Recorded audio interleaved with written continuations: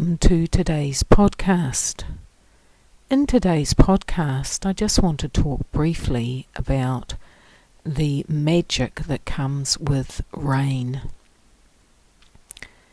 It is summer down here in the southern hemisphere, and we all wanted sunshine and warm temperatures over the last couple of days. But instead of that, we had rain. And although disappointing not to have the sun, the rain offered something else. The rain offered calm and peace at a time when calm and peace are important to us. So where I was waiting for the sun to shine and feeling a little bit blue,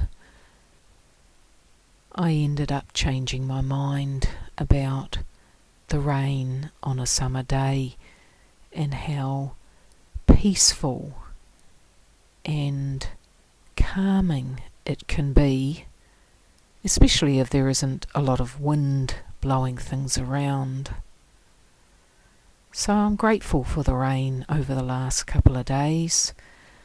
The land had got very dry, and in some ways it was perfect timing for that, but it was also perfect timing in giving us the opportunity to just relax, chill out, and enjoy the peace and the rain gently falling on the roof.